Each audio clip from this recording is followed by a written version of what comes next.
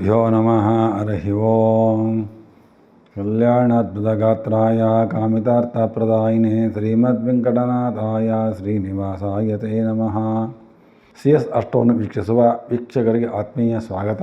ನಮ್ಮ ಚಾನಲನ್ನು ಸಬ್ಸ್ಕ್ರೈಬ್ ಮಾಡಿಕೊಳ್ಳಿ, ಎಲ್ಲರಿಗೂ ಶೇರ್ ಮಾಡಿ. 2025ನೇ ಇಸವಿ ಮಾರ್ಚ್ ತಿಂಗಳಲ್ಲಿ ಮಕರ ರಾಶಿಯವರಿಗೆ ಆಗುವ ಫಲಗಳ ಬಗ್ಗೆ ವಿಚಾರವನ್ನು ಮಾಡೋಣ.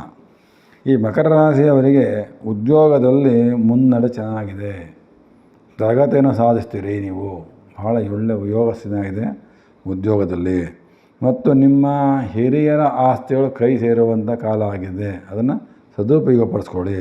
ಮತ್ತು ವಿಶೇಷವಾಗಿ ಧನ ಸಂಪಾದನೆ ಮಾಡುವಂಥ ಯೋಗನೂ ಚೆನ್ನಾಗಿದೆ. ನೀವು ಕೊಟ್ಟ ಹಣಗಳೆಲ್ಲ ವಾಪಸ್ ಬರುವಂಥ ಚೆನ್ನಾಗಿದೆ. ಉದ್ಯೋಗದಲ್ಲಿ ಬಡ್ತಿಗಳಾಗುವಂಥ ಚಾನ್ಸಸ್ಸು ಭಾಳ ಚೆನ್ನಾಗಿದೆ. ವಿದ್ಯಾರ್ಥಿಗಳಿಗೆ ಯಶಸ್ಸು ಸ್ವಲ್ಪ ಕಡಿಮೆ ಇದೆ, ಅಷ್ಟೊಂದು ಯಶಸ್ಸು ವಿದ್ಯಾರ್ಥಿಗಳಿಗಿಲ್ಲ.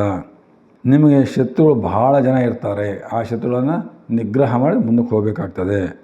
ಮತ್ತು ಆ ಶತ್ರುಗಳ ಎದುರಲ್ಲಿ ಸ್ವಲ್ಪ ಸೋಲು ಒಪ್ಕೊತೀರ, ಪಾಪ ಮಾಡ್ಕೊಳ್ಳೋಕ್ಕಾಗಲ್ಲ, ಆ ಸೋಲು ಒಪ್ಕೋಬೇಕಾಗ್ತದೆ ಶತ್ರುಗಳ ಹತ್ರ. ಅದಕ್ಕೆ ಶತ್ರುಗಳ ಹತ್ರ ಮಾತಾಡಬೇಕಾದ್ರೆ ವಿಚಾರವಾಗಿ ಯೋಚನೆ ಮಾಡಿ. ಆ ಅಯೋಗ್ಯರು ಶತ್ರುಗಳಿಗೆ ಗೊತ್ತಾಗ್ತಾರೆ, ವ್ಯವಹಾರ ಮಾಡೋಕ್ಕೆ ಹೋಗಬೇಡಿ.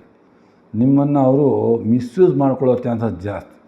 ನೀವು ಅವ್ರ ಮುಂದೆ ತಪ್ಪಾಯ್ತಪ್ಪ ಅಂತ ಕೇಳ್ಕೋಬೇಕು, ಇದನ್ನು ಭಾಳ ಬೇಜಾರಾಗ್ತದೆ. ಅದರಿಂದ ಮನಸ್ಸಿಗೆ ನೋವಾಗುವಂಥ ಚಾನ್ಸ್. ಆದಷ್ಟು ಆ ಶತ್ರುಗಳ ಸಹವಾಸವನ್ನು ಮಾಡೋಕ್ಕೆ ಹೋಗಬೇಡಿ ಮಕರ ರಾಶಿಯವರು. ಮತ್ತು ಹೃದಯದ ವಿಚಾರದಲ್ಲಿ ಆರೋಗ್ಯವನ್ನು ಭಾಳ ಕಾಪಾಡಿಕೊಳ್ಳಿ. ಹೃದಯಕ್ಕೆ ಸಂಬಂಧಪಟ್ಟದ್ದು ಭಾಳ ಹುಷಾರಾಗಿರಬೇಕಾಗ್ತದೆ. ಪ್ರಯಾಣದಲ್ಲಿ ಸ್ವಲ್ಪ ತೊಂದರೆಗಳಾಗ್ತದೆ, ವ್ಯವಹಾರಗಳಾಗ್ತದೆ, ಸ್ವಲ್ಪ ಗಾಯಗಳಾಗುವಂಥ ಚಾನ್ಸಸ್ ಜಾಸ್ತಿ ಇದೆ. ಎದ್ದು ಬಿದ್ದು ಮಾಡ್ತೀರಿ, ಹುಷಾರಾಗಿರಬೇಕಾಗ್ತದೆ. ನಿಮ್ಮ ಮೇಲೆ ಕೆಲವು ಸಲ ಸುಳ್ಳು ಸುದ್ದಿಗಳನ್ನು ಹಬ್ಬಿಸ್ತಾರೆ. ಹಂಗೆ ಅವನಿಂಗೆ ಅವ್ರಿಂಗೆ ಇವ್ರಿಗೆ ಸುಳ್ಳು ಹಬ್ಬಿಸ್ತಾರೆ. ತಲೆ ಕೆಡ್ಸ್ಕೊಳಕ್ಕೆ ಹೋಗಬೇಡಿ, ಭಾಳ ತೊಂದರೆಗಳಾಗ್ತದೆ ಯೋಚನೆ ಮಾಡಿದ್ರೆ. ಮತ್ತು ಸಾಲ ತೊಗೊತೀರ, ನೀವು ಸಾಲ ವಾಪಸ್ ಕೊಡೋಕ್ಕೆ ಆಗೋದಿಲ್ಲ, ಮತ್ತು ನಿಮ್ಮ ಮನಸ್ಸೂ ಬರೋದಿಲ್ಲ, ಬಟ್ ಕೊಡೋಕ್ಕೂ ಆಗೋದಿಲ್ಲ. ಇಷ್ಟು ಕಟ್ಟ ಸಿಕ್ಬಿಡ್ತೀರ. ಆದಷ್ಟು ಸಾಲ ಮಾಡೋಕ್ಕೆ ಹೋಗಬೇಡಿ, ಸಾಲ ಕೊಡೋಕ್ಕೆ ಹೋಗಬೇಡಿ, ಸಾಲ ತರಲಿಕ್ಕೂ ಹೋಗಬೇಡಿ.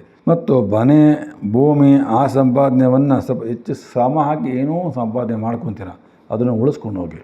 ಮತ್ತು ಸೋದರರಿಂದ ನಿಮ್ಮ ಅಣ್ಣ ತಮ್ಮಂದಿರನ್ನು ಒಳ್ಳೆ ಸಹಾಯ ಸಿಗ್ತದೆ, ಅದನ್ನು ಯೂಸ್ ಮಾಡ್ಕೊಳ್ಳಿ. ಅಕ್ಕಂಗಿರು ಅಣ್ಣ ತಮ್ಮಂದಿರು ಏನೋ ಒಂದು ಸಣ್ಣ ಪುಟ್ಟ ಹೆಲ್ಪ್ ಮಾಡ್ತಾರೆ.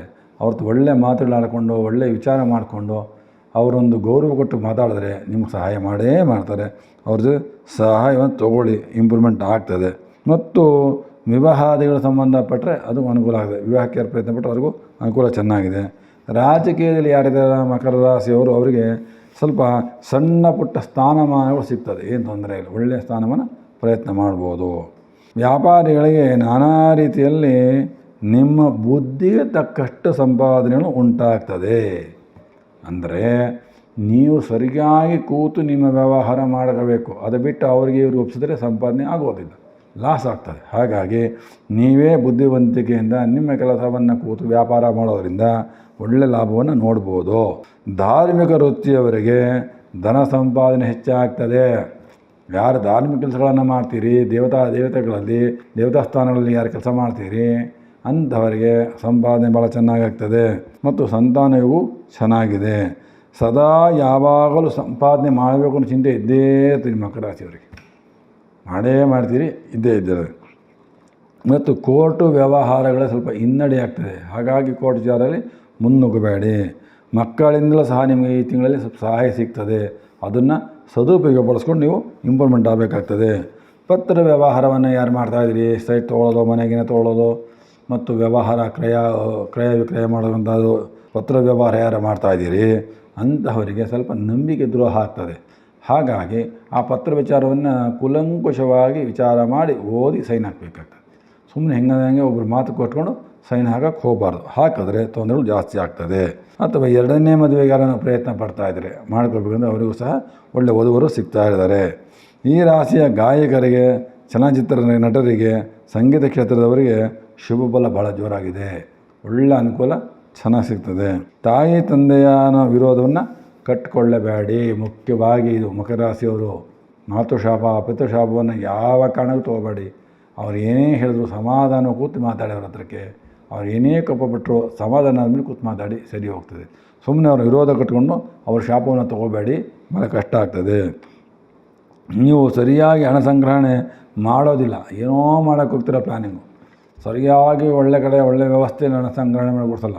ಅಲ್ಲಿ ಸ್ವಲ್ಪ ಇಲ್ಲಿ ಸ್ವಲ್ಪ ಅಲ್ಲಿ ಸ್ವಲ್ಪ ಇಲ್ಲೆಲ್ಲ ಹಾಳು ಮಾಡ್ತೀವಿ. ಹಾಗಾಗಿ ಸಂಗ್ರಹಣೆ ಮಾಡಿದಾಗ ಒಳ್ಳೆ ಕಡೆ ಇನ್ವೆಸ್ಟ್ ಮಾಡಬೇಕಾಗ್ತದೆ ನೀವೆಲ್ಲರೂ. ಮತ್ತು ಏನೋ ಸಂಪಾದನೆ ಮಾಡಿ ಕೂಡಿಡ್ತೀರಾ, ಏನೋ ಒಂದು ಖರ್ಚು ಹುಟ್ಟತ್ತೆ ನಿಮಗೆ. ಇದು ಮೇಯ್ನ್. ಸ್ವಲ್ಪ ಅದನ್ನು ಅವಾಯ್ಡ್ ಮಾಡ್ಕೋಬೇಕಾಗ್ತದೆ. ಬಂಧುಗಳನ್ನು ಸ್ನೇಹ ಪ್ರೀತಿಯಿಂದ ಸಂಪಾದನೆ ಮಾಡ್ಕೊಳ್ಳಿ. ಎಲ್ಲ ಬಂಧುಗಳಲ್ಲಿ, ಬಳಗದಲ್ಲಿ, ಸ್ನೇಹಿತರಲ್ಲಿ ಸ್ವಲ್ಪ ಒಳ್ಳೆ ಸ್ನೇಹ ಪ್ರೀತಿಯಿಂದ ಮಾತಾಡಿ. ಕೋಪ ತಾಪ ಬಿಟ್ಟುಬಿಡಿ ಅವ್ರ ಹತ್ರಗೆಲ್ಲ. ಅವ್ರು ಏನೇ ತಪ್ಪಿಗೆ ಮಾಡಿ ಬಿಟ್ಟೇ ಅದನ್ನು ಹಚ್ಕೋಬೇಡಿ. ಪ್ರೀತಿಯಿಂದ ಬಂದು ಮಾತಾಡೋದು ಪ್ರೀತಿಯಿಂದ ನೀವು ಮಾತಾಡಿ. ಯಾವುದೇ ಕಾರಣಕ್ಕೂ ಅವ್ರನ್ನ ರಫ್ ಮಾಡ್ಕೊಳ್ಳೋಕೆ ಹೋಗಬೇಡಿ, ಒಳ್ಳೆಯದಾಗ್ತದೆ. ಮತ್ತು ದಾನ ಧರ್ಮ ಎಲ್ಲ ಮಾಡ್ತೀರ ನೀವು, ಬಟ್ ನಾಟಕೀಯವಾಗಿ ಮಾಡ್ತೀರ ದಾನ ಧರ್ಮವನ್ನು. ಸ್ವಲ್ಪ ಶ್ರದ್ಧಾ ಭಕ್ತಿಯಿಂದ ಮಾಡಿರಿ. ದೇವರು ಒಪ್ಪಬೇಕು. ಯಾರು ಒಪ್ಪೋದ್ರೆ ಬಿಟ್ಟು ನಮಗೇನಾಗಬೇಕು, ದೇವರು ಒಪ್ಪಬೇಕು. ಆ ಥರ ನಾಟಕೀಯವಾಗಿ ದಾನ ಧರ್ಮವನ್ನು ಮಾಡಬೇಡಿ. ದೇವತಾ ಪೂಜೆ ಮಾಡೋಕ್ಕೆ ಹೋಗಬೇಡಿ. ಧರ್ಮದಿಂದ ಶ್ರದ್ಧೆಯಿಂದ ಪೂಜೆಯನ್ನು ಮಾಡಿ ದಾನವನ್ನು ಮಾಡಿ ಭಾಳ ಅನುಕೂಲವಾಗ್ತದೆ.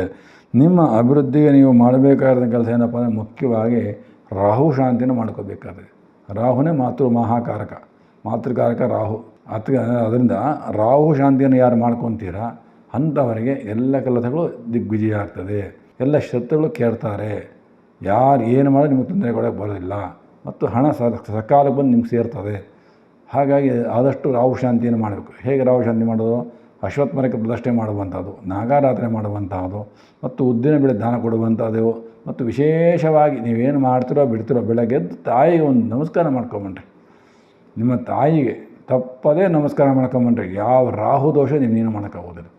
ಯಾರು ತಾಯಿಯನ್ನು ದ್ವೇಷ ಮಾಡ್ಕೊತೀರಾ ಅಂಥವ್ರಿಗೆ ನೀವು ಏನು ಪೂಜೆ ಮಾಡಿದ್ರೂ ಫಲ ಇಲ್ಲ.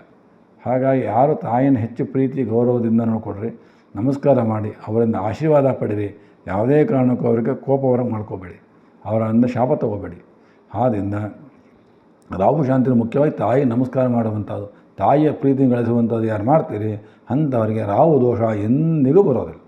ಆದ್ದರಿಂದ ಮಕರ ರಾಶಿಯವರು 4 ತಿಂಗಳಲ್ಲಿ ಶುಭ ಫಲವನ್ನು ನೋಡ್ಬೋದು. ನಮಸ್ಕಾರ.